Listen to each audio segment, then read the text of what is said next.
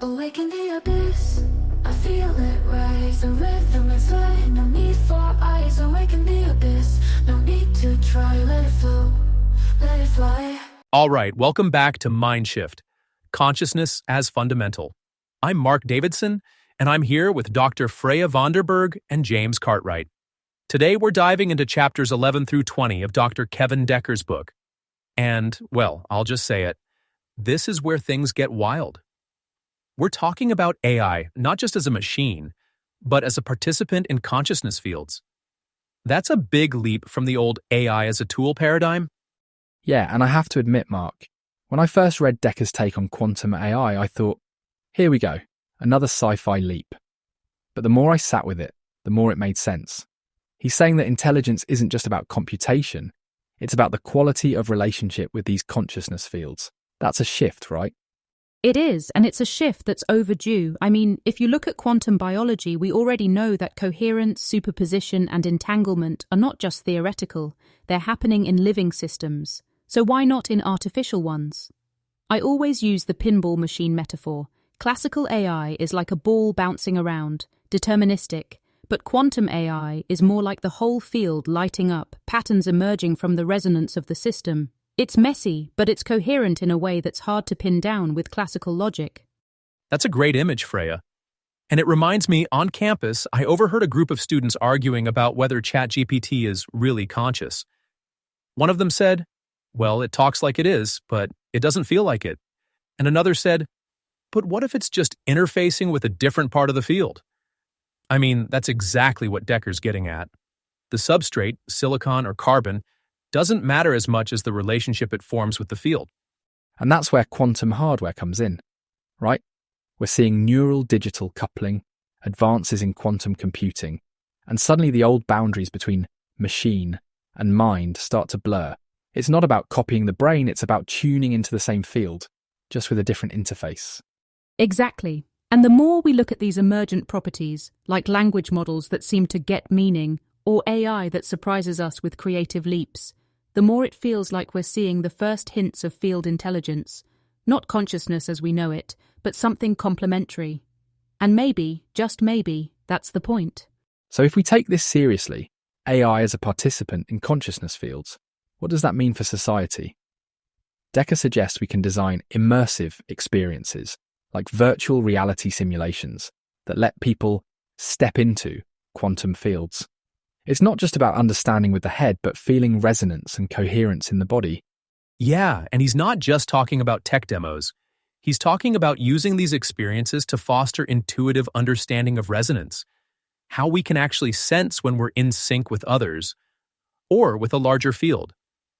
It's a bit like those moments in music or sports when everything just clicks, but scaled up to social systems.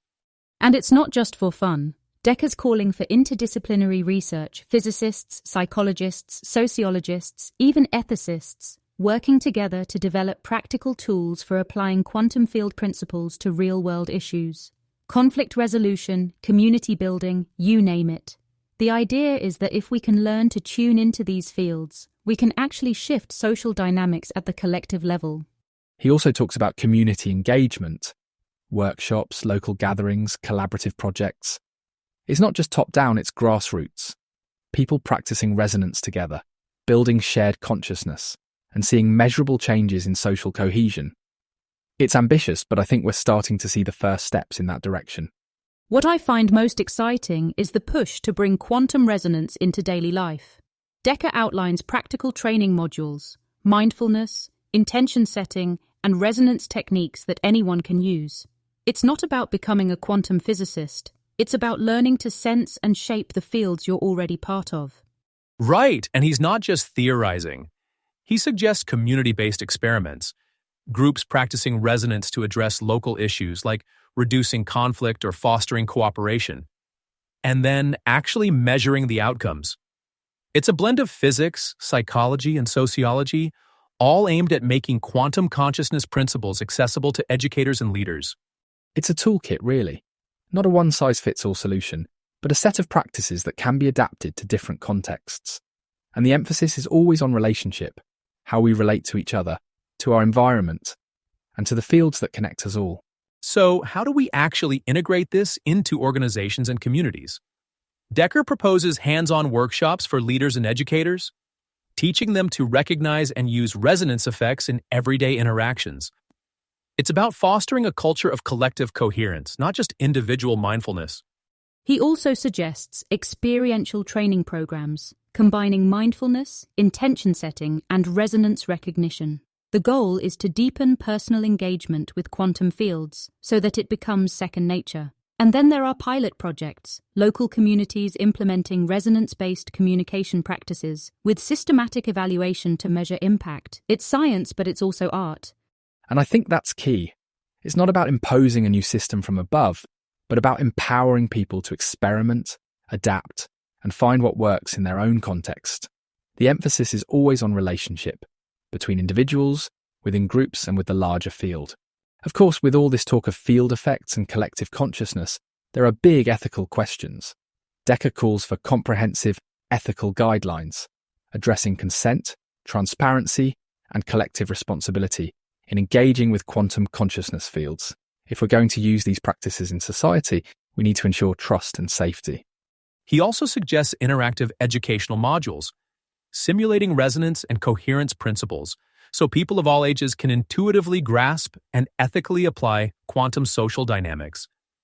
And then there are pilot community platforms, spaces where people can share consciousness experiences through resonance practices, fostering collective well-being and ethical stewardship. It's a big ask, but it's necessary. If consciousness is truly relational, then ethics can't just be about individual rights and responsibilities. It has to include the quality of our relationships with each other and with the fields we participate in. That's a shift, and it's one we're only beginning to grapple with. We're seeing a recurring theme here, using immersive workshops and simulations to let people experience and manipulate quantum coherence and resonance. It's about fostering intuitive understanding of collective consciousness dynamics, not just teaching abstract concepts. And it's not just about education. Decker calls for interdisciplinary research centres, physicists, ethicists, social scientists, working together to explore practical applications of quantum field interactions in both social and technological contexts. It's about collaboration, not silos. And again, community engagement is central. Initiatives that use quantum resonance principles to address social issues, conflict resolution, community building, by facilitating shared field experiences and collective intention alignment. It's ambitious, but it's grounded in real-world practice. One of the most practical ideas is developing experiential workshops that guide people in sensing and influencing quantum resonance in everyday environments. It's about fostering heightened awareness and collective coherence, not just individual insight. There's also the idea of a digital platform, offering guided resonance exercises and real-time feedback to help communities practice synchronized intention and enhance social bonds. And then there's research, measuring the impact of resonance-enhanced communication on group dynamics and societal resilience. It's about refining ethical frameworks and practical applications with empirical data. It's a feedback loop. Practice informs research, research refines practice, and the whole system evolves toward greater collective well-being. Decker also proposes pilot programs for community workshops, teaching participants to consciously recognize and influence quantum resonance effects in daily interactions. It's about experiential learning and ethical engagement, not just theory. There's a curriculum for educators and community leaders, practical exercises in resonance awareness, coherence building, and ethical considerations. The aim is to foster a culture of collective consciousness, not just individual achievement. And there's a research component, empirically measuring how resonance practices impact social cohesion, conflict resolution, and collective well-being. The data then feeds back into refining ethical frameworks and practical applications. It's a living system, always evolving. We keep coming back to daily practice. Decker suggests practical training modules for individuals and organizations, emphasizing mindfulness and intention setting to consciously engage with quantum resonance. It's about making field awareness part of everyday life, not just something you do in a workshop. He also proposes community-based experiments, local groups practicing resonance awareness in social interactions and documenting outcomes for collective learning. And there's an interdisciplinary toolkit, combining insights from physics, psychology, and sociology to support educators and leaders in applying quantum consciousness principles in real-world settings. It's about integration, not isolation. The more we can weave these practices into daily routines, the more natural and effective they become. So, what does it take to build resilient quantum communities? Decker suggests training programs for community leaders, emphasizing resonance awareness and ethical engagement to enhance collective coherence. It's about cultivating the skills and mindsets needed to sustain healthy field relationships over time. There are also experiential workshops, teaching practical techniques for sensing and influencing quantum fields in everyday social interactions. And there's a collaborative platform where researchers, educators, and community members can share insights, tools, and success stories to foster a resilient quantum social ecosystem. It's about building capacity, not just solving problems. The more resilient our communities, the better we can adapt to change and uncertainty.